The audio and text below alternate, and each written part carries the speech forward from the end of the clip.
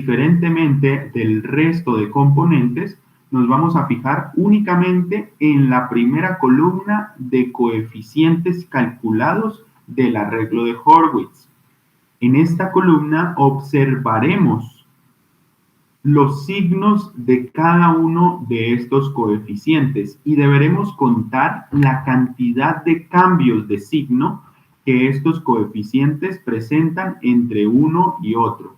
Es decir, observaremos si A sub n es positivo o negativo, observaremos si A sub n menos 1 es positivo o negativo, observaremos si B sub 1, C sub 1, D sub 1 y hasta el último componente, E sub 1, pues son o positivos o bien negativos. En ese caso, determinamos entonces el signo de cada uno de estos coeficientes y contaremos la cantidad de cambios de signo que existen en esta primera columna de coeficientes.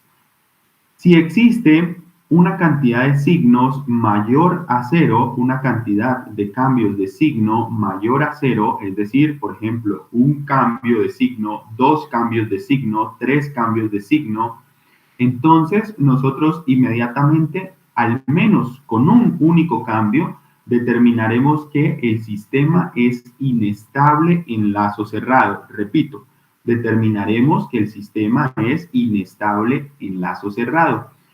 Si, por ejemplo, nosotros observamos que en esta primera columna se presentan 3 cambios de signo, entonces inmediatamente sabremos que el sistema es inestable y que además la inestabilidad la consiguen 3 polos que están ubicados en el semiplano derecho.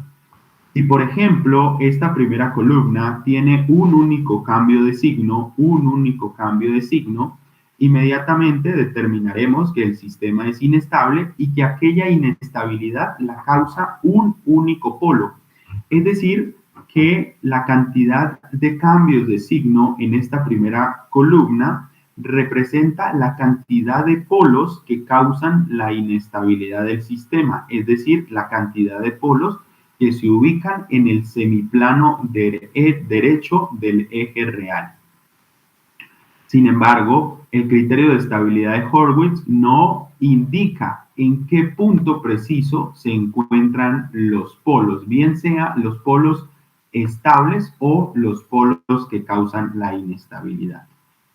Bien, entonces procedemos ahora al cálculo del caso número 1 de Routh-Hurwitz mediante un ejemplo. Recordar que este es el caso estándar para la mayoría de sistemas. El caso estándar genérico o caso normal podremos llamarlo.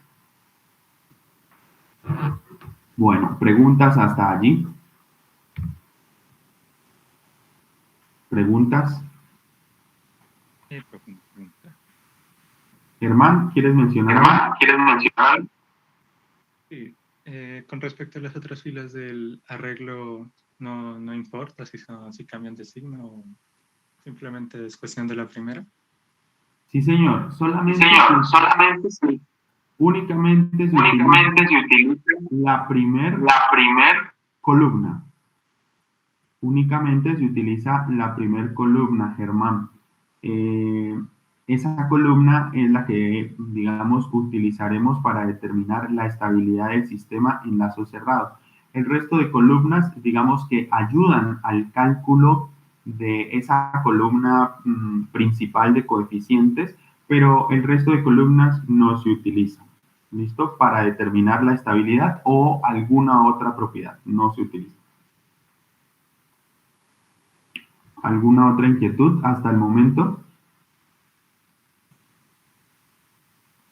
Bueno, intentemos hacer los ejemplos y se darán cuenta que el procedimiento es bastante mecánico y que no es en ocasiones tan complejo. Los cálculos son muy sencillos, solamente es cuestión de práctica. Entonces, vamos a realizar este ejemplo que tengo por aquí. Ya, añadir.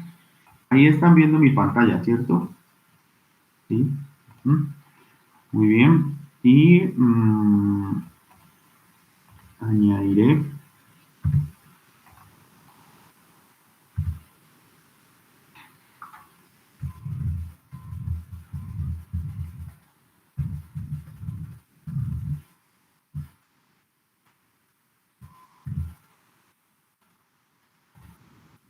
este será entonces el polinomio característico de un sistema en lazo cerrado, es decir, alguien nos ha colaborado calculando la función de transferencia y nosotros a partir de esa función de transferencia de lazo cerrado hemos extraído su polinomio característico y con él aplicaremos el criterio de estabilidad de Routh-Hurwitz. Entonces, insertaré una matriz para que nos sirva de guía, ¿listo? De guía a la hora de ir completando los cuadros o los coeficientes de la estructura de Hurwitz. Entonces, a ver, por aquí le vamos a dar un tamaño de letra mayor. Vamos a colocarle 16 unidades. Y recordar, el primer paso consiste en completar la columna de exponenciales o columna simbólica y luego completar las dos primeras filas del arreglo.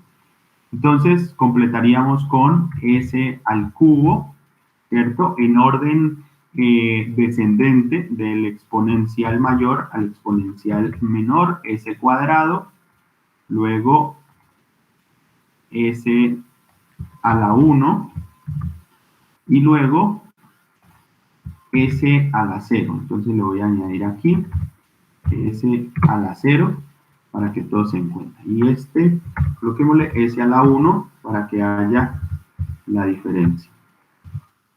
S a la 1. ¿Listo? Muy bien, eso será el procedimiento para la primera columna. Luego de eso procedemos a llenar los coeficientes de las dos primeras filas. Para el caso de la primera fila, arrancamos con el exponente o con el coeficiente del exponente S al cubo. Es decir, que el coeficiente que acompaña a S al cubo es la unidad. Entonces, añadimos allí al número 1, que es el coeficiente de S al cubo. Luego, utilizamos el coeficiente de S a la 1, que en este caso sería 2 unidades, porque recordar que debemos hacer un salto de coeficiente o un salto de exponente. Voy a pintar esto de otro lado para que lo tengan en cuenta. Esto es lo siguiente. Recordar que esto no es más que una serie de saltos que nosotros hacemos respecto a los exponenciales. Si utilizamos ese cubo en la primera casilla, tenemos que hacer un salto de exponencial, es decir, no vamos a utilizar el coeficiente de S al cuadrado, sino que utilizaremos el de S a la 1. Y luego de eso hacemos otro salto, pero miren que se acaba el polinomio, entonces completaremos con 0. Del otro lado también haremos algo similar. Utilizaremos los coeficientes de los exponenciales que no han sido usados. Por ejemplo, el de S cuadrado y haremos un salto hasta S a la 0. Si es necesario, haremos otro salto cuando el polinomio es un polinomio mucho más grande. En este caso, pues no es necesario. Vamos a añadir esto acá para que nos sirva de guía de cómo completamos allí, de cómo fue que realizamos la obtención de los coeficientes. Y coloquemos aquí. Muy bien. Entonces, repito, allí está nuestro polinomio y debemos rellenar las dos primeras filas. El primer coeficiente de S al cubo, pues es la unidad, luego hacemos un salto, el siguiente coeficiente para completar aquí sería 2, y luego se acaba nuestro polinomio haciendo un salto, entonces completamos con 0 unidades. Luego, en la segunda fila, lo que hacemos es utilizar los coeficientes que no hemos usado, es decir, aquellos que nos saltamos. En este caso, el coeficiente de s a cuadrado, de s al cuadrado, y el coeficiente de s a la 0, que es 24 unidades. Como se acaba nuestro polinomio, podemos utilizar 0 unidades para rellenar el arreglo. Estos ceros de la derecha puede ser que en algún momento usted ya no los incluya porque ya sabes que en tu procedimiento, si no hay nada de la derecha, pues ya sabes que se tratan de columnas de coeficientes que están repletas de ceros. Luego de esto, entonces, tendremos que calcular las siguientes filas de coeficientes. Llamaremos a esta fila, la llamaremos entonces X1, llamaremos a esta fila X1, entonces vamos a darle por aquí insertar ecuación, X1 o alfa 1, recuerde que usted puede llamar a estos coeficientes como usted guste, alfa 1 o X1, a esta pues la llamaremos X2, entonces insertar ecuación, X2 igual a algo, no sabemos qué, y luego llamaremos la fila de los betas, entonces o beta 1, ¿cierto? Y por acá abajo también pues tendríamos beta 2. Beta 2. Bien. Listo, deberemos entonces calcularlos. Recordar entonces que aquí es donde vamos a aplicar el cálculo de determinantes invertidos. La fila actual que yo esté intentando calcular se obtiene a partir de la aplicación del determinante invertido a las dos filas inmediatamente anteriores. Como en este caso estoy calculando o intentando determinar la fila de los X, entonces utilizaré las filas de S al cuadrado y de S al cubo para realizar el cálculo de la fila actual, que es la desconocida X1 y X2. Entonces, aquí aplico el cálculo de determinantes invertidos. X1 sería igual al producto, repito, al producto de la diagonal secundaria, que sería 1 por 2 unidades, escribo eso, sería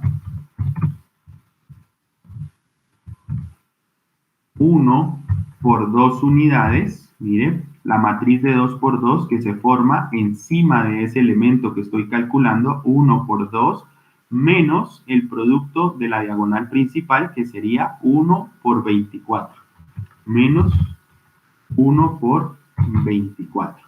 Y todo esto debe estar dividido sobre el primer elemento de la fila inmediatamente anterior a la cual estoy calculando. Entonces, como la fila inmediatamente anterior es la de S al cuadrado, allí lo que debo utilizar siempre es su primer elemento para utilizarlo como divisor. Entonces sería sobre la unidad. ¿Listo? Por tanto, ¿cuánto nos daría esto? Por allá, chicos, ¿cuánto nos daría esto? ¿Alguien, cualquiera? Menos 22, profe. Muy bien, está despierto. Muchas gracias. Menos 22. Muy bien. Vamos con X2. Para el caso de X2 haríamos algo similar, pero entonces ya no utilizaríamos la fila que está encima de X2, perdón, la columna que está encima de X2, sino que haríamos un salto de columna. Utilizaríamos esta primer columna, que siempre se utilizará, y utilizaremos la siguiente columna, haciendo un salto. Entonces, X2 sería igual a 1 por 0, mire, 1 multiplicado por 0, 1 por 0, producto de la diagonal secundaria, menos el producto de la diagonal principal, que sería también 1 por 0. 1 por 0. Como el numerador de este producto, perdón, de esta división, de este cociente, pues es 0, entonces todo el valor de X2 dará como resultado 0 unidades. Entonces voy a añadirlo aquí. Esto dará 0 unidades. Este de acá nos dio menos 22, ¿no? Menos 22. Muy bien. Luego, si ya este primer elemento o si ya este elemento x2 nos da 0, sabemos que de ahí en adelante todos sus elementos serán 0. Además, porque nuestra columna de encima ya vale 0 unidades en ambos elementos. Luego procedemos a calcular los B1 o los betas, beta 1, beta 2. Para calcular beta 1 y beta 2, pues debemos utilizar las filas de coeficientes inmediatamente anteriores, que en ese caso sería la fila de S a la 1 y la fila de S al cuadrado. Entonces, beta 1 aplicando esta forma de determinante invertido sería entonces igual a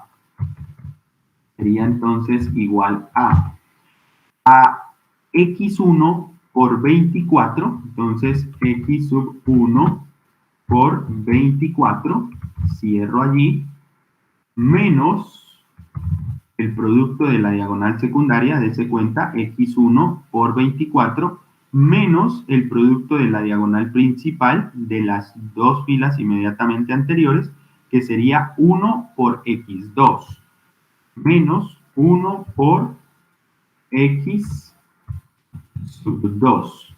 Y todo esto dividido entre el primer elemento de la fila inmediatamente anterior a la cual estoy calculando. La fila que estoy calculando es la de S a la 0 y la fila anterior es la de S a la 1. Su primer elemento de esta es x1. Entonces debería ir dividido entre x sub 1. Ahora bien, ¿cuánto nos da esto? Tener en cuenta que x2 vale 0 y entonces el resultado de esto será x1 por 24 sobre 24. Perdón, sobre x, el mismo x1. Repito, el resultado de esto, teniendo en cuenta que x sub 2 vale 0 unidades, será igual a x1 por 24 sobre el mismo x1. Por tanto, esto es igual a 24 unidades. Con esto ya hemos terminado nuestro cálculo de la estructura o del arreglo de Horwitz. ¿Por qué razón? Porque, como le mencionaba a su compañero Germán, no es necesario calcular el resto de columnas del arreglo de Horwitz. Solamente es necesario calcular la primer columna y terminar esta columna para poder determinar la estabilidad del sistema. Y dése cuenta que en nuestro ejemplo nosotros ya hemos calculado toda la primera columna. Con esta será suficiente para determinar la estabilidad del sistema en lazo cerrado. Ahora lo que procedemos a hacer es a añadir o determinar los signos que tiene cada uno de estos coeficientes de la primera columna. No es necesario entonces calcular a beta 2 porque sinceramente, la estructura de Horwitz solo utiliza la columna 1 para determinar la estabilidad. Entonces, estaría de más calcular a beta 2 en el trabajo de la estabilidad. Procedemos entonces a determinar los signos. Entonces, este primer elemento, mire, dése cuenta que sería positivo. Este segundo elemento, se da cuenta usted que es también asimismo positivo. Le voy a añadir allí y lo señalo en color rojo, positivo. Mire, este tercer elemento es negativo. Voy a colocarlo acá delante del propio x sub 1. Es negativo. Entonces, y lo voy a remarcar en rojo para darnos cuenta, negativo. Y el último elemento es nuevamente positivo, entonces también lo voy a remarcar en color rojo. Yo quiero que alguno de ustedes me indique cuántos cambios de signo experimenta la primer columna. ¿Cuántos cambios de signo se experimenta en la primer columna?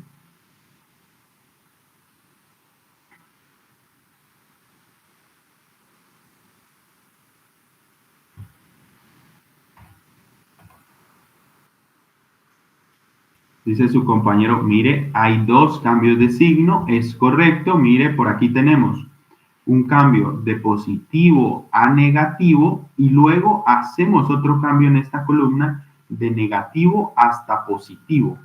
Esto entonces indica que al existir, vamos a escribir esto como conclusión,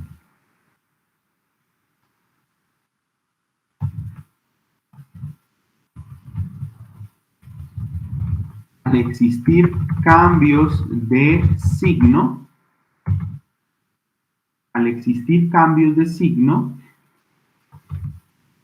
esto implica que el sistema en lazo cerrado es inestable y que además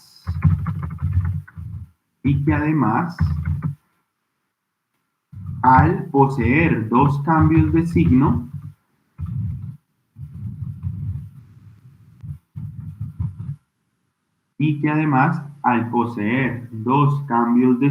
como lo mencionó su compañero, de positivo a negativo, de negativo a positivo, esto indica que este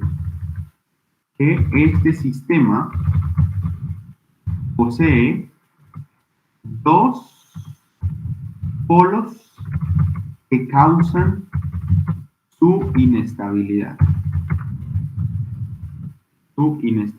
Que este sistema posee dos polos que causan su inestabilidad.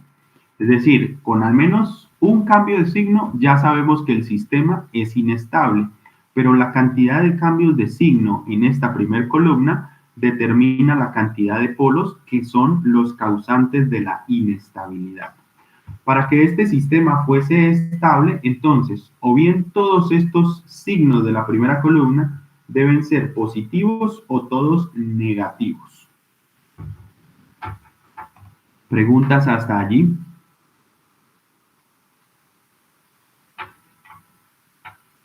¿Preguntas?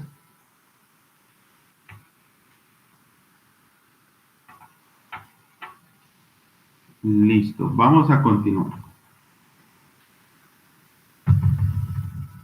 Luego del caso número 1, procedemos. El caso número 1, repito, es el caso estándar, el caso normal, el caso genérico para la mayoría de sistemas. Pero hay dos derivaciones o dos degeneraciones del arreglo de Horwitz para algunos sistemas que tienen ciertas especialidades. Vamos con ejemplo del caso número 2. El caso número 2 sucede cuando, dense cuenta de algo, ¿qué sucedería, por ejemplo, si en esta primer columna, en esta columna de coeficientes, que es con la que determinamos la estabilidad del sistema, qué sucedería si uno de estos coeficientes, muchachos, pues toma el valor de 0 unidades? Por ejemplo, imaginemos que al hacer los cálculos de determinantes invertidos, notamos que C1 vale 0, que C2 vale cualquier otro valor, ¿cierto? Y que C3 toma también cualquier otro valor. Pero el caso aquí es que C1 vale 0. ¿Qué sucedería? ¿Quién me puede decir? Si C1, por ejemplo, vale 0, ¿qué estará sucediendo o qué sucederá con la aplicación del criterio de estabilidad de Horwitz? Profe, pues sería críticamente estable, ¿no? ¿Cómo? Pues sería críticamente estable, ¿no? Bueno, dice un compañero, uy, profe, será críticamente estable. Bueno, es una observación de su compañero. ¿Quién más nos puede decir? ¿Podría yo determinar la estabilidad del sistema si aquí encuentro un 0 en alguno de estos componentes de la primera columna de coeficientes? ¿Quién más? Por favor, chicos, participen, no me hagan llamarlos a específicamente con nombre. Pues sí sería lo que dice el compañero, ¿no? Pues de críticamente estable. podría ser críticamente estable. Bueno, algo que se le ocurre a sus compañeros. ¿Quién más? ¿Quién más?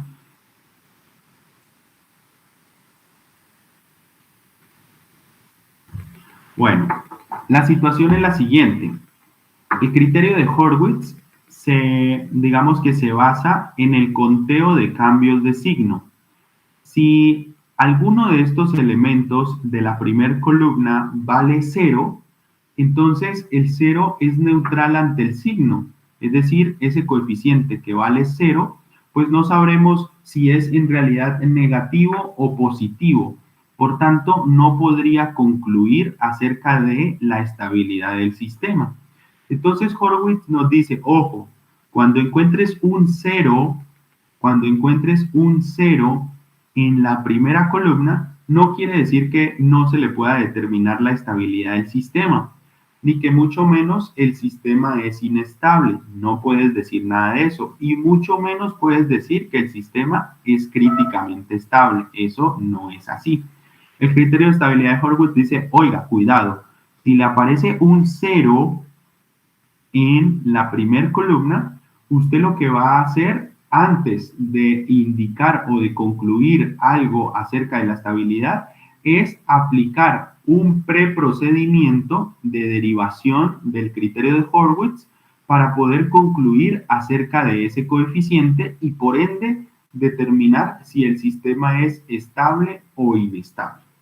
Eso nos está queriendo decir que no podemos decir que si existe un 0 en la primera columna, podremos decir que el sistema es estable o inestable, o que, por ejemplo, el sistema es críticamente estable.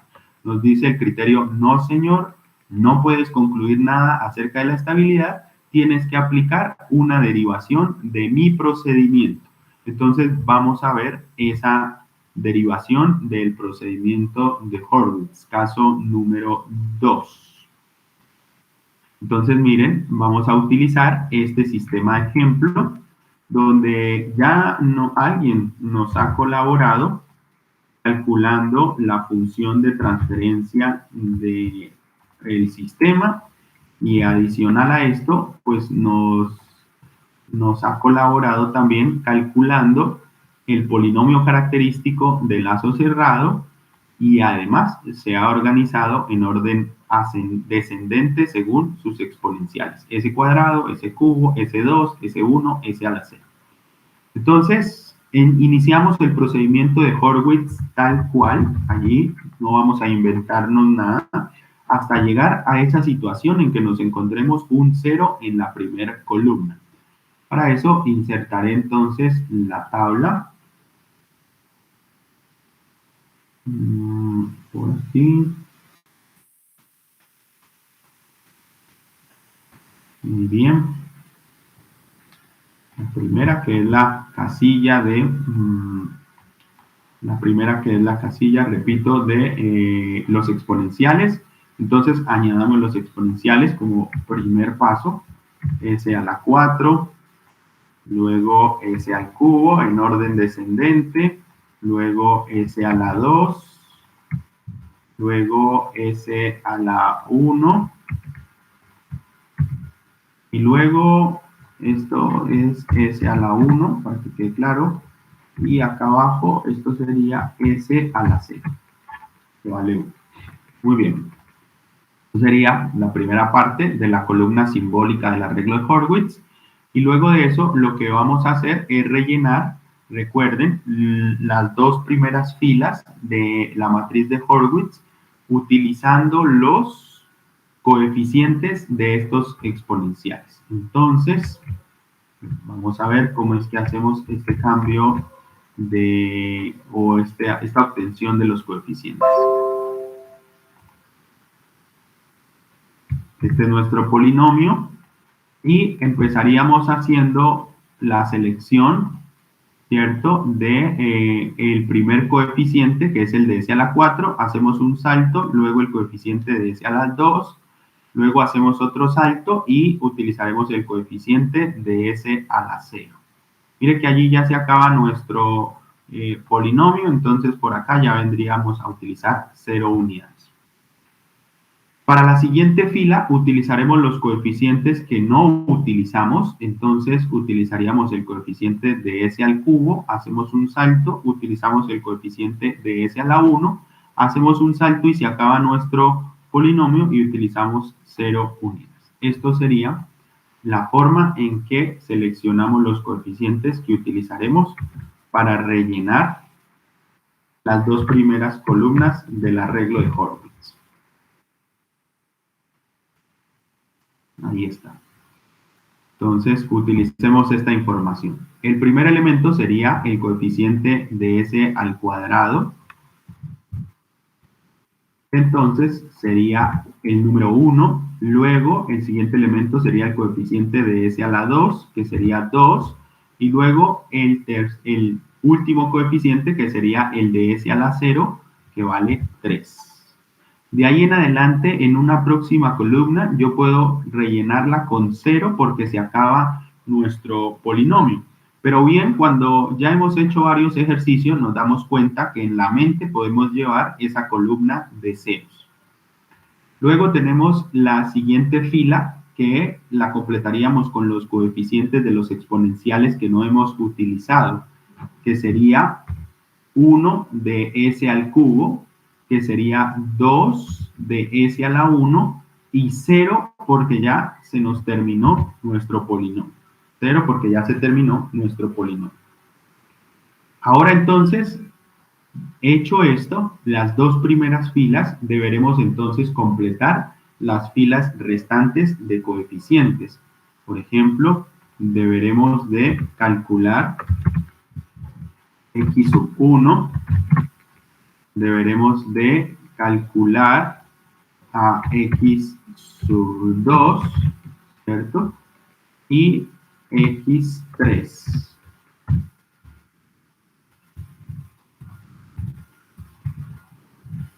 x3.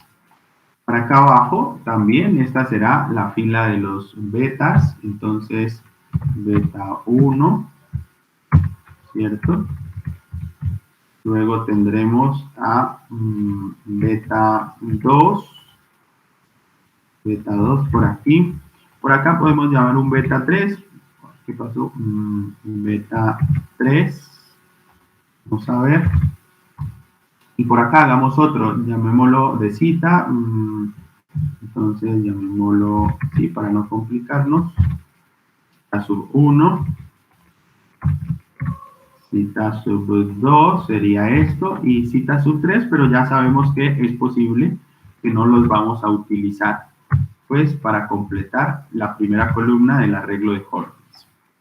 De todas formas, ya hemos identificado todos los coeficientes que nos hace falta calcular. Para el caso de alfa 1, que sería nuestro x1,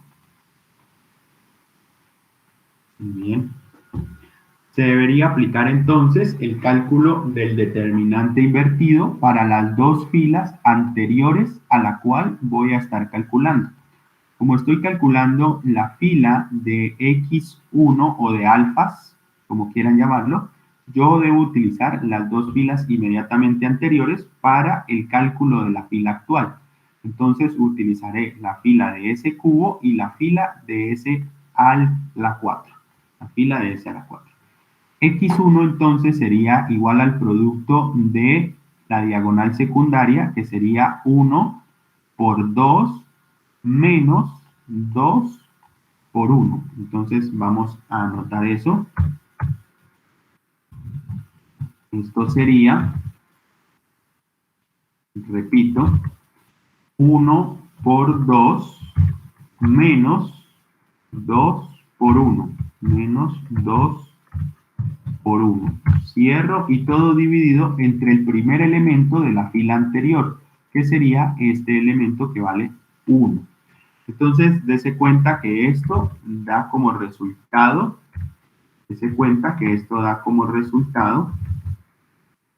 igual a 0. Listo, muy bien.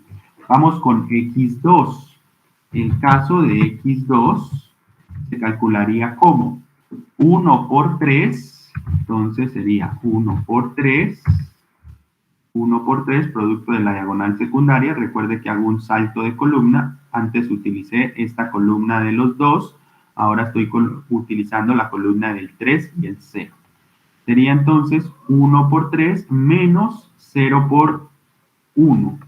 Entonces, menos 0 por 1. Y todo dividido entre el primer elemento de la fila anterior a la cual estoy calculando, que en este caso sigue siendo la unidad. Entonces, ¿cuánto da esto? 0 por 1, 0, y 3 por 1, 3, dividido 1, pues esto nos da que es igual a 3 unidades,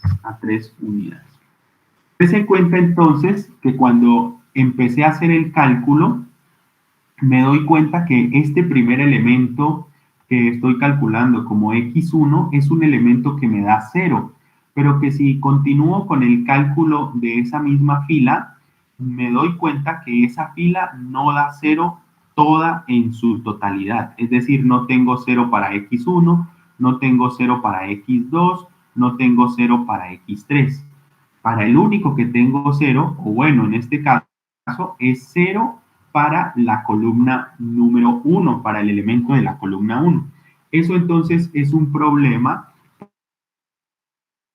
porque recordar que aquí el 0 no tiene signo, es decir, no sabemos si este coeficiente es mayor que 0 o menor que 0. En otras palabras, si es positivo o negativo. Entonces, ¿qué nos dice el arreglo de Hurwitz? El arreglo de Hurwitz, muchachos, dice que cuando encontramos un 0 en la primer columna, un único 0 en la primer columna, es diferente toda la fila igual a 0. No, en este caso, mire que tenemos un 0 en la primera casilla, pero después tenemos un valor diferente de 0, que es 3. Entonces, hace obediencia a un 0 en la primer columna con elementos de la fila, de la misma fila, diferentes de 0. Entonces, en este caso, Hurwitz nos dice, cuando sucede a esto, tú entras al caso particular número 2. No vas a utilizar este coeficiente calculado como 0, sino que lo reemplazarás.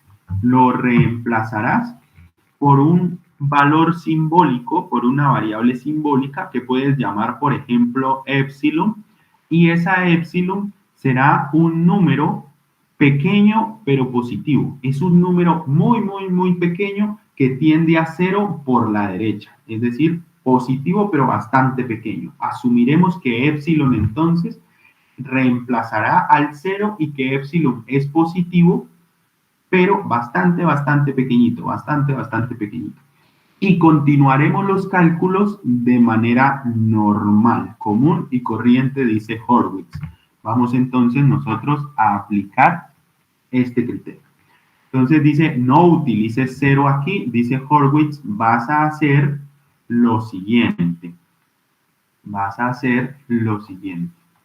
No puedes utilizar esto, dice Hurwitz, cuidado. Lo que vamos a hacer entonces es que cuando tienes un 0 en la primer columna con el resto de elementos diferente de 0, tú lo que harás es que ese elemento, que en este caso es x1, lo vas a reemplazar por un valor epsilon que sabemos tiende a 0 por la derecha o es un valor muy pequeñito pero positivo. ¿Listo? Entonces lo reemplazamos allí por el epsilon. Y continuamos nuestros cálculos. Para el caso de x3, mire que esto ya sería 0 unidades, o sea, no es necesario hacerlo porque ya se acaban nuestras columnas. Y ahora, con el nuevo valor de epsilon reemplazado para x1, continuamos los cálculos de los betas y de los citas. Entonces vamos con el cálculo de beta 1. El cálculo de beta 1 sería igual a el producto de la diagonal secundaria, que sería x1 o epsilon por 2 menos 1 por 3. Entonces sería de la siguiente manera. 2 por epsilon menos 3 por 1 de la diagonal principal, miren, de la matriz que se forma encima de ellos, menos 3 por 1, y todo dividido entre el primer elemento de la fila anterior a la cual estoy calculando. Entonces, la fila anterior a la fila que estoy calculando, la fila de los betas, vendría siendo la fila de los alfa o de los X. Y el primer elemento es el mismo épsilon. Entonces, allí iría nuestro épsilon. Muy bien. Ahora voy con beta 2. Beta 2, entonces, sería igual a.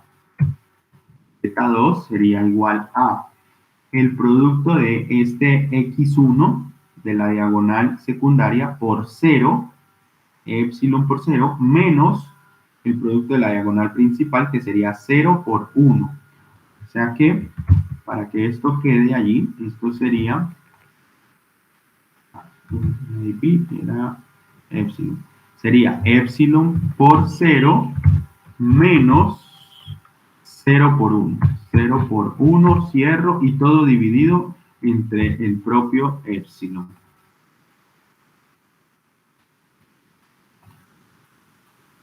Esto, por tanto, ya sabemos, como el numerador da 0, entonces esto nos daría igual a 0 unidades. Beta 3, por supuesto, ya da 0, porque de ahí en adelante el resto de columnas que están a la derecha de esta columna que estoy resaltando, pues son 0. Entonces ya el resto de elementos nos empezará a dar 0. Muy bien. Ahora hemos calculado la fila de los betas, ahora sigue la fila de los citas. Entonces, cita 1 será igual a beta 1 por x2 menos beta 2 por x1. Entonces, voy a escribir, como es una expresión, lo que tengo en beta 1, voy a escribir su representativo, que sería entonces beta 1 por x2, que vale 3 unidades, producto de la diagonal secundaria, que vale 3 unidades, menos el producto de la diagonal principal, que sería épsilon por 0, menos épsilon por 0. Y cierro aquí, y todo dividido entre el primer elemento de la fila inmediatamente anterior, que es el mismo beta 1. Entonces, beta 1. Muy bien, entonces esto, dése cuenta, sería muy fácil. 0 por épsilon es 0, entonces me quedaría beta 1 por 3 dividido el mismo beta 1. Esto entonces sería igual a 3 unidades. Igual a 3 unidades. Entonces, ¿qué tenemos en este momento? Tenemos que ya hemos calculado toda la primera columna y que ya no es necesario calcular a cita 2 ni a cita sub 3, porque el arreglo de Horowitz estudia solamente el cambio de signo para la primera columna de coeficientes. Hasta este momento ya sería suficiente. Ahora queremos determinar sus cambios de signo. Nos damos cuenta que el primer elemento es positivo, entonces lo voy a remarcar. El siguiente elemento también es positivo, lo remarcaré aquí, positivo. El tercer elemento es un épsilon, pero ¿cómo es épsilon? ¿Es negativo, es grande, es infinito, es pequeño? En fin, ¿cómo es épsilon? ¿Quién me dice? Positivo. Es positivo y pequeño, entonces le colocamos ahí que según el criterio nos recomienda que el épsilon sea o lo asumamos como un valor positivo pequeño. Muy bien, ¿y cómo sería beta? Mire que beta 1 es igual a 2 por épsilon menos 3 sobre el mismo épsilon. Y z1 sería igual a 3 unidades, que es positivo, a 3 unidades, que es positivo. El problema aquí está en que este beta 1 está denotado por una expresión en términos de épsilon. Entonces, ¿qué debemos hacer? Como sabemos que épsilon es un valor pequeño positivo, es decir, que se acerca a 0 por la derecha, entonces debemos utilizar esta expresión aplicando ese criterio de que el épsilon es pequeño por la derecha. Entonces, ¿cómo hacemos eso? De la siguiente forma. ¿Cómo hacemos eso? De la siguiente manera.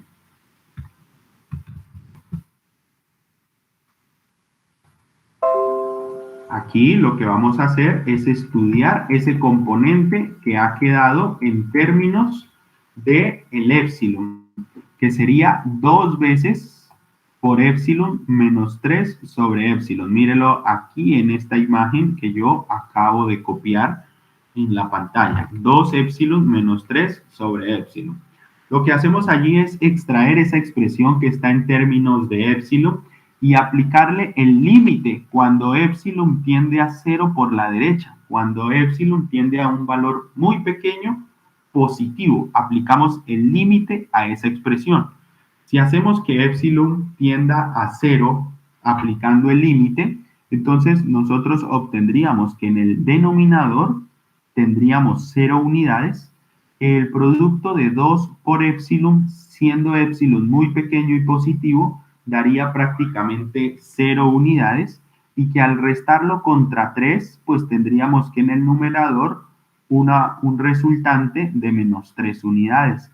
Y que en el denominador, si épsilon es 0 o vale o se acerca a 0 por la derecha, pues entonces este resultante de la división sería igual a un valor que tiende a menos infinito. Por tanto, esto aquí sería igual a menos infinito, según el cálculo del límite. Lo importante o lo interesante aquí es que esto nos ha permitido determinar un signo del coeficiente beta 1 sin importar si este cálculo del límite nos da un valor de convergencia, es decir, si nos da 4, si nos da 5, si nos da 10, si nos da 100 unidades, no interesa su valor en realidad. En realidad lo que interesa es el signo de este componente. Por tanto, la aplicación de este límite cuando épsilon tiende a 0 por la derecha, según lo que recomienda el criterio, pues nos ha dado como resultado que beta 1 es negativo, que beta 1 es infinitamente grande, pero negativo. Por tanto, mire, tenemos que nuestro sistema tiene un cambio de signo, 2 cambios de signo, desde positivo para negativo y de negativo para positivo. Este sistema tiene 2 cambios de signo, por tanto, el sistema es inestable y además posee 2 polos que son los causantes de la inestabilidad. ¿Preguntas hasta allí? ¿Preguntas hasta el momento?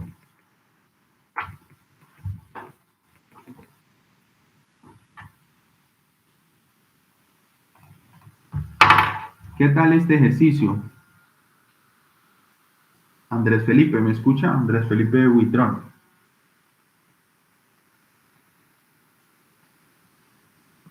Sí, profe. ¿Sí se logra entender? Sí, por ahora todo entendido. Juan José Quinayas. Sí, profe, todo claro. Listo. ¿Alguien quiere preguntar? Jeffrey, María José. María José, ¿está allí? Jeffrey Steven, ¿usted está por allí? Señor. ¿Preguntas? Para el momento no. Está todo claro, profe. Listo. Entonces, vamos a continuar con un ejemplo del tercer y último caso degenerativo de Hurwitz para concluir la temática. El caso número 3, chicos. Bueno, aquí en la presentación, antes de que lo olvide, hay unos ejercicios para cada caso. Entonces, ¿qué debe hacer usted? Pues aplicar el criterio de estabilidad de Hurwitz y pues digamos que allí va a ejercitar un poco en esta temática. ¿Listo? Aquí hay un ejemplo para el caso 2, con un polinomio de orden 5, y pues luego ya viene el caso 3. Entonces, veamos en qué consiste, me pasé, el caso número 3. Bueno, el caso número 3 lo puedo explicar desde la misma diapositiva. Muy bien. Entonces, miremos lo siguiente que pasa con el caso número 3. Aquí. El caso número 3, démonos cuenta, aquí la presentación ya nos ha colaborado con un ejemplo, un ejercicio resuelto, pues para no gastar tiempo más en el cálculo de los determinantes invertidos, que eso pues ya lo conocemos, ya tiene bastante trabajo y pues no disponemos de todo el tiempo. Entonces, ¿qué es lo que hacemos? Lo mismo del procedimiento anterior, intentar aplicar el procedimiento común y estándar, porque hasta ahora no sabemos si el sistema es de caso 1, de caso 2, de caso 3. Asumimos desconocer esta situación para este polinomio del sistema de lazo cerrado que nos han dado en la diapositiva. Entonces, es un polinomio de orden 4, mire, s a la 4, 3s cubo, 3s cuadrado, más 3s más 2. Entonces, la primera columna la llenamos con los elementos simbólicos en orden de los exponentes, orden descendente, desde S4, S cubo, S2, S a la 1 y S a la 0. Muy bien. Luego completamos las dos primeras filas. Las dos primeras filas, recordar que se hacen con los coeficientes del polinomio original, utilizando saltos de exponente. Entonces, enfrente de S a la 4, pues iniciaríamos con su coeficiente, que sería el valor de una unidad. Luego hacemos un salto de fila, un salto de exponente, de exponencial, y entonces utilizaríamos el coeficiente de S al cuadrado. De S a la 4 pasamos a S cuadrado, y de S cuadrado pasamos a S a la 0. Por tanto, utilizaríamos los coeficientes 1 de S a la 4, 3, que es el coeficiente de S al cuadrado, y 2, que es el coeficiente de S a la 0. Los coeficientes que no hemos utilizado los usamos en la segunda fila, que en este caso sería el coeficiente de S al cubo, el coeficiente de S a la 1, y como ya se termina nuestro polinomio, entonces rellenamos el arreglo con 0 para completar homogéneamente la estructura, Luego viene la tercera fila, que ya es una fila desconocida, la fila número 4, que está frente a S1, y la fila número 5, que está frente a S a la 0. La primera fila a calcular es la fila de los alfas. Entonces, aquí ya se ha aplicado determinantes invertidos. Mire, por ejemplo, alfa 1 será igual a 3 por 3 menos 1 por 3. Entonces, esto será 3 por 3, 9, menos 3 unidades, que es 6, dividido el primer elemento de la fila anterior, que sería 3. 6 dividido 3 da 2 unidades, que sería con lo que completamos este primer término. Luego vamos a alfa 2. Alfa 2 sería igual a 3 por 2, producto de la diagonal secundaria, menos producto de la diagonal principal, que sería 3 por 2, 6, mire cómo está aquí, 3 por 2, 6, menos 1 por 0, que es 0, dividido entre 3, pues esto da 2 como resultado. Luego el alfa 3, que sería igual, entonces, a 3 por 0 menos 1 por 0, entonces nos damos cuenta inmediatamente que el alfa 3, pues no tiene más remedio que ser 0, porque su numerador tiene producto en ambos términos de los paréntesis por 0 unidades. Alfa 3 entonces vale 0. Es por eso que aquí en la presentación se ha marcado como 2, 2, y 0. 2, 2 y 0. Continuamos normalmente, no sabemos de que se trata un caso de especialidad 2, estamos asumiendo de que es un sistema normal y por eso estamos calculando su forma del arreglo de Horwitz de manera tradicional, de manera común. Entonces, luego de esto procedemos a calcular los betas y llegamos aquí al cálculo de beta 1. El cálculo de beta 1 se hace con las dos filas anteriores, es decir, la fila de s al cuadrado y la fila de s al cubo. Por tanto, beta 1 sería el producto de la diagonal secundaria, que sería 2 por 3 menos 3 por 2 dividido 2. Esto sería la expresión que tenemos en pantalla del lado derecho. 2 por 3, 6, menos 3 por 2, 6, 6 menos 6 es 0, por tanto, beta 1 vale 0. Beta 1 vale 0.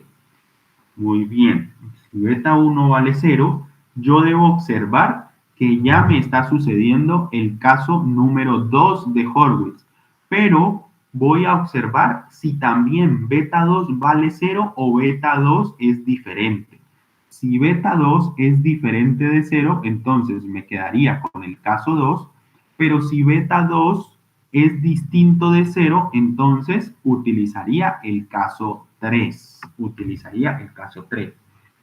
Entonces procedo a calcular beta 2 y me doy cuenta que beta 2 sería igual a 2 por 0 menos 3 por 0 dividido 2.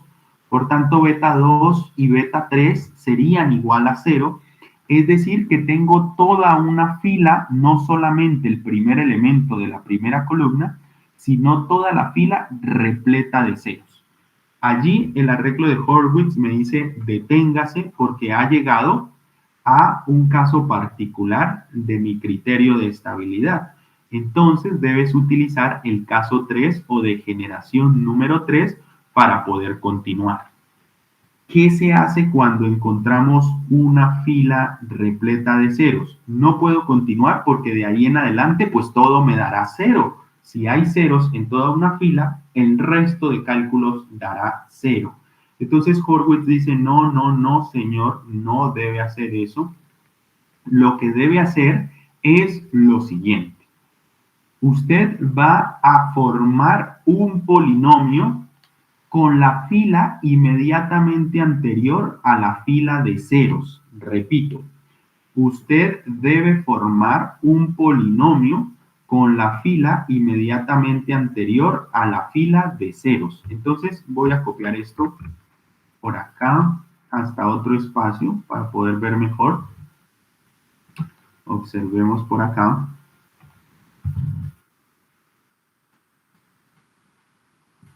Entonces, mire, esto es lo que tenemos del arreglo hasta el momento, ¿cierto? Esto es lo que tenemos del arreglo hasta el momento. Y la fila, pues, que nos está causando problema es esta fila, la de S a la 1, porque hemos calculado de manera normal y llegamos a la conclusión preliminar de que toda esta fila se rellena con ceros o ha dado como resultado 0. Ahí es donde Horwitz nos dice, cuidado, mire, no puede hacer eso así, venga, deténgase y haga lo siguiente. Va a utilizar el polinomio de la fila inmediatamente anterior a la fila de ceros y ese polinomio lo vas a derivar con respecto a la variable de Laplace. El resultado de esa derivación lo vas a reemplazar por la fila de ceros. Repito esa idea. Horwitz dice lo siguiente, vas a utilizar la fila de coeficientes anterior a la fila de ceros, o sea, mire que la fila de ceros es la de S a la 1, por tanto, utilizar la fila anterior sería la fila de S cuadrado. Vas a utilizar esa fila anterior y con ella vas a conformar un polinomio. Ese polinomio será un polinomio auxiliar y tú lo vas a derivar con respecto a la variable de Laplace. El resultado de esa derivación lo vas a utilizar como coeficientes de la siguiente fila para reemplazar la fila de los ceros. una vez hayas hecho ese reemplazo de la fila de los ceros, pues tú lo que haces es continuar el procedimiento habitual del arreglo de Horwitz. Entonces vamos a hacer eso. Cuando hablamos de generar un polinomio auxiliar con la fila anterior, quiere decir lo siguiente.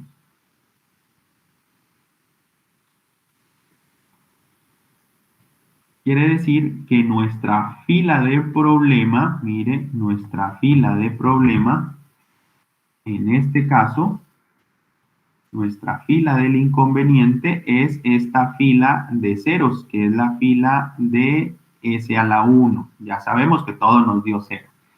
Muy bien, pero a partir de la fila anterior, ¿sí? Voy a resaltarla en color verde. A partir de ella vamos a generar un polinomio auxiliar. Entonces, generar el polinomio auxiliar consiste en lo siguiente. Voy a insertar una ecuación y digo entonces que este polinomio auxiliar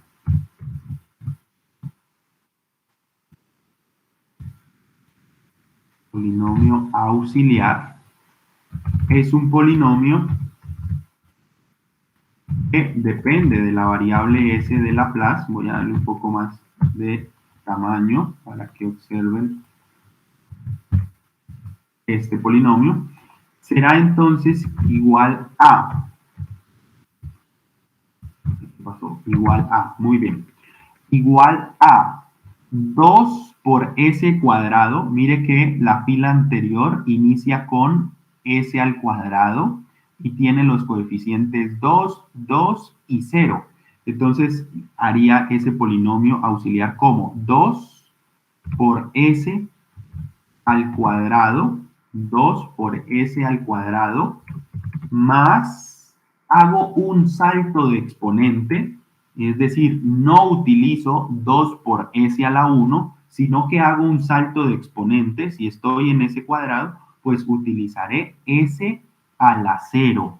Entonces, allí utilizaré 2 por s a la 0, que voy a hacerlo para que no quede duda. Esto entonces daría como resultado que nuestro polinomio pues es igual a 2 por s cuadrado más 2 unidades. Este sería entonces nuestro polinomio auxiliar.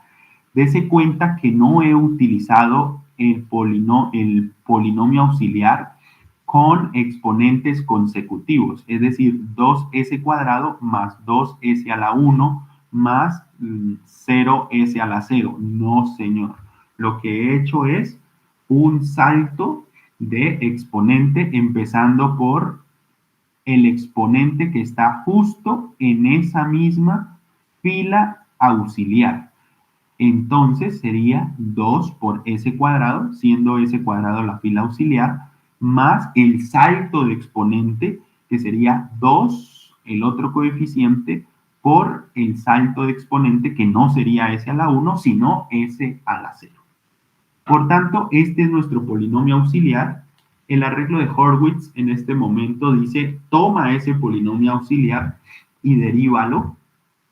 Nos dice, hey, toma ese polinomio auxiliar y derívalo con respecto a la variable de Laplace. Entonces, a ver, esto sería derivada con respecto a s del polinomio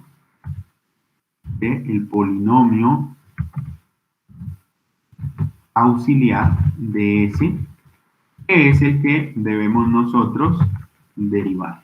¿Listo? Esto es lo que nos dice el arreglo. Dice, toma ese polinomio auxiliar que construiste con la fila anterior y derívalo, por favor. Entonces, derivar el polinomio auxiliar con respecto a ds daría como resultado lo siguiente.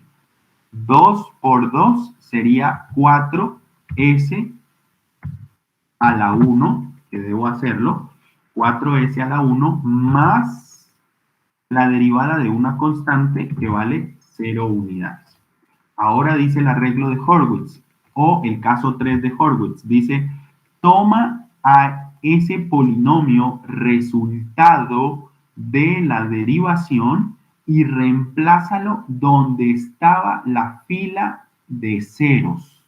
Entonces, dice el arreglo de Horwitz, dice, oye, toma entonces ese polinomio resultante de la derivación y lo vas a reemplazar dentro de esa fila de ceros. Lo reemplazas allí y continúas con el procedimiento tal cual se hace el cálculo de coeficientes para un sistema tradicional de Routh-Horwitz, para un sistema del caso 1. Por tanto, esto sería, mire, 4, que es el coeficiente de S a la 1, luego está el coeficiente de S a la 0, 0, 0, y se completa. Por tanto, tendría aquí que esto ya no vale 0, sino que se reemplaza por 4 unidades. Luego debería entonces hacer el cálculo para cita 1 o para la última fila. A ver si está acá en la presentación. Que debería entonces hacerse así. Ya con este elemento que no es 0, sino que vale 4 unidades, es decir, el beta 1, que ya no vale 0, sino 4 unidades, entonces procedo a calcular el último elemento. Se calcularía entonces utilizando el procedimiento tradicional o común del caso 1, que sería el producto de determinantes invertido. Sería 4 por 2 menos 2 por 0 dividido el primer elemento de la fila anterior, que sería el mismo. Esto sería esto que observamos en la parte baja de la pantalla. 4 por 2, producto de la diagonal secundaria, menos 2 por 0, dividido 4 unidades. Esto sería igual a 2 unidades. Igual a 2 unidades. ¿Qué debemos hacer ahora? Estudiar nuevamente los cambios de signo de la primera columna. Los cambios de signo de la primera columna serían entonces los siguientes. Vamos a hacerlo por aquí con este color. El primer elemento, mire, es positivo, es 1. El segundo elemento es también positivo. El tercer elemento es positivo. El cuarto elemento nos dio 4 por producto del caso 3 de Horwitz, es positivo. Y el último elemento también nos da positivo. Por tanto, alguien que me responda qué podemos concluir acerca de este sistema de lazo cerrado. ¿Que es estable? Efectivamente, es correcto, se trata de un sistema que es estable. En ese caso, sería este un ejemplo de la aplicación del caso degenerativo número 3 del arreglo de Horwitz. Veamos un ejemplo aquí adicional rápidamente. Que este es el polinomio de un sistema mucho más grande en orden. Mire, es un polinomio de orden 5. Alguien nos ha colaborado entonces calculando la función de transferencia y luego su polinomio característico ha sido ordenado. ¿Listo?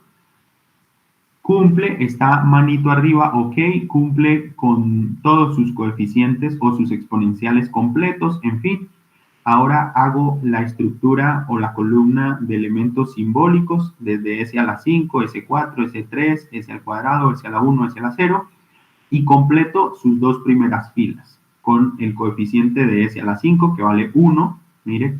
Luego el coeficiente de S a la 3 que vale 4, hago un salto, luego con 3 y luego se acaba nuestro polinomio, quiere decir que hay 0.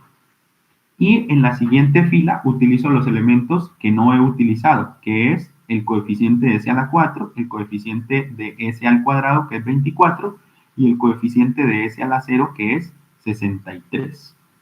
Luego procedo a realizar los cálculos de determinantes invertidos. La presentación ya nos ha colaborado con eso, nos dice, mira, estos elementos te dan menos 20, menos 60 y 0 unidades. Muy bien. Procedemos a la siguiente fila con el cálculo de determinantes invertidos. Esta siguiente fila nos da 21, 63 y 0 unidades. Hasta allí no pasa nada. Tal parece que se trata de un sistema tradicional del caso 1. Veamos qué sucede con la siguiente fila. Ok. Dese cuenta que esta fila de enfrente de S1 es una fila que da completamente llena de ceros. Todos sus elementos valen 0. Por tanto, es un caso particular número 3 de la situación degenerativa de Hurwitz, caso 3, y debemos aplicar aquello del polinomio auxiliar y su derivada. Entonces, obtenemos un polinomio auxiliar a partir de la fila inmediatamente anterior a la fila de ceros, que en este caso la fila auxiliar sería la fila de S cuadrado, y con ella construimos un polinomio. Ese polinomio sería el polinomio 21S cuadrado más 63S a la 0. Recuerde que allí en el polinomio auxiliar debemos también hacer un salto de exponente. Es decir, no sería 21S cuadrado más 63S a la 1, no señor, sino 21S cuadrado, porque estoy en la fila de S cuadrado, más 63 por S a la 0, porque hice un salto de exponencial desde S a la 0, desde S al cuadrado hasta S a la 0. Luego dice el caso 3, ese polinomio auxiliar debes derivarlo con respecto a la variable de Laplace, que es ds, y ese resultado lo reemplazas dentro de la fila de ceros. Entonces, mire, aplicando la derivada de este polinomio auxiliar, esto me da que es igual a 42S, ¿cierto? Tomo ese 42S y lo reemplazo como la nueva fila con sus coeficientes, lo reemplazo dentro de esa fila que estaba repleta de ceros. Una vez hago ese reemplazo, continúo el procedimiento de cálculo de determinantes invertidos, tal como habíamos venido haciendo en el caso número 1. Hasta tal punto que para este ejercicio me dice que el último elemento es 63. De este ejercicio, ¿qué me pueden decir según la primer columna? ¿Qué me pueden decir? La primer columna de coeficientes.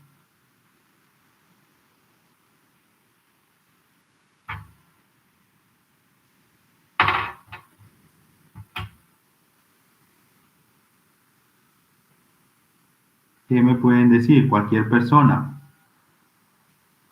Tiene dos cambios de signo, por lo tanto es inestable. Sí, señor. Sí, señor. Muy bien. Tiene dos cambios de signo, es decir, mire, por aquí pasa de positivo a negativo, de negativo a positivo. Hay dos cambios de signo, muy bien. Quiere decir que el sistema es inestable y que además este sistema, que es de orden 5, tiene 5 polos, de los cuales 2 son los que causan la inestabilidad y los otros 3 son polos que están en el semiplano izquierdo. Solamente esos 2 polos son los que están en el semiplano derecho y son aquellos que causan la inestabilidad. Muy bien. Con esto hemos concluido la temática de estabilidad de Ruth Hurwitz. Sin embargo, quiero mencionar un par de aspectos para finalizar la temática. Lo primero es que el criterio de estabilidad de Hurwitz es un criterio que nos permite estudiar la estabilidad completa del sistema en lazo cerrado. Eso es, digamos, una herramienta bastante útil para determinar la estabilidad de un sistema mucho mayor en orden. Sin embargo, el criterio solamente nos indica si el sistema es estable o no, y además nos indica cuántos polos son los que causan la inestabilidad en el caso de un sistema inestable. Pero nunca este criterio sugiere cómo mejorar la estabilidad o cómo hacer que un sistema pase de inestable a estable. Eso no lo permite hacer el criterio de estabilidad de Hurwitz.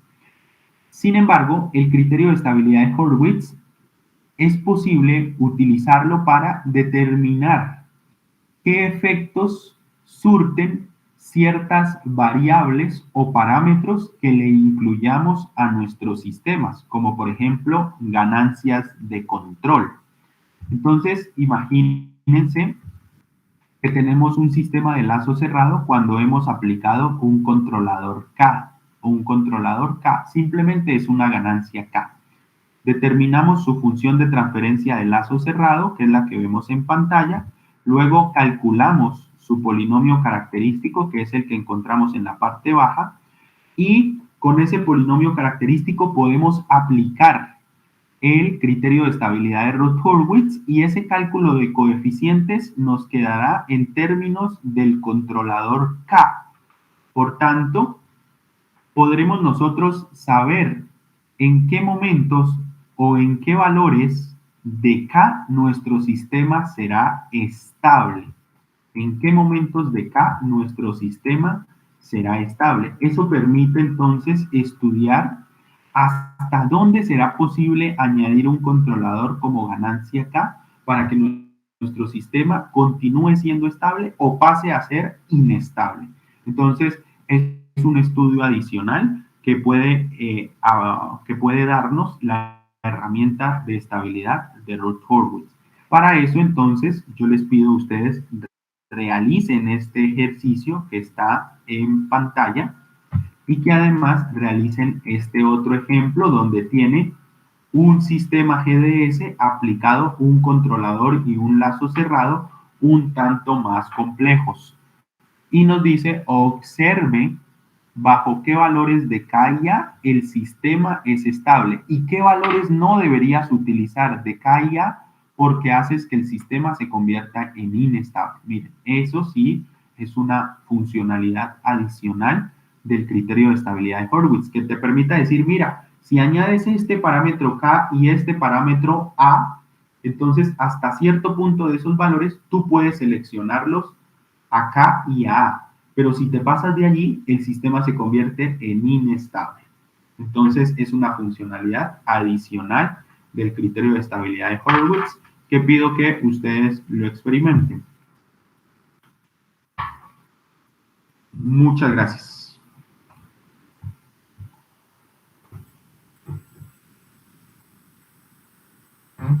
¿Preguntas? ¿Preguntas?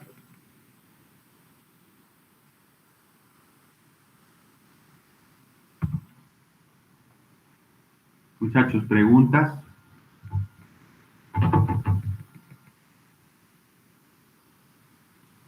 Juliana, ¿me escucha Juliana? Sí, señor. Juliana, ¿lograste entender? La mayoría, profe. ¿Listo? Pero tengo que revisar de nuevo apuntes. Bueno, sí, señorita. Bueno, igual, digamos que no siempre todos los temas los agarras a la primera, ¿cierto? Los entiendes. Ya es cuestión de que hagamos una lectura del criterio de estabilidad de Hurwitz a partir de las lecturas que se publican en el Classroom. Entonces, mire el apartado de lecturas. La lectura 10 está dedicada, la lectura número 10 está dedicada al criterio de estabilidad de Hurwitz. Por favor, realice esa lectura, haga un par de ejercicios y pues con eso va estudiando para la siguiente evaluación, que ya será por allá cuando entremos más adelante de las clases presenciales. ¿Listo? Sí, señor. Bueno, si alguien tiene algún otro comentario, puede hacerlo. De lo contrario, pues, no queda más que decirles que tengan un buen resto de día y nos vemos en la siguiente sesión. Hasta luego a todos. Vale, profe, gracias, hasta luego.